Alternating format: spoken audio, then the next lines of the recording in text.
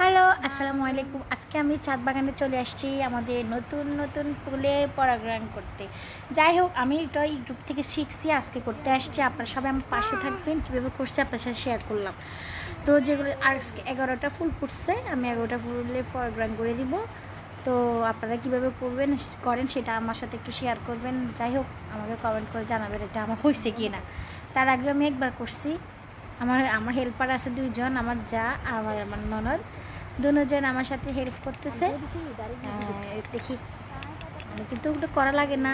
এই যেখানে 3টা করছি তার 3-4 দিন আগে, এখন 8টা করছি। 2-3 দিন পরে আরও 11টা ফুটবে, দেখা যাক।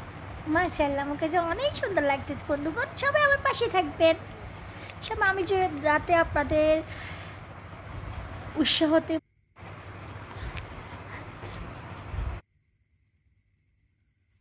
ভাইরাল গান আছে না, যাতে আমি পুরো গাছগুলোতে করতে পারি। আপনারা আমার সাথে থাকবেন।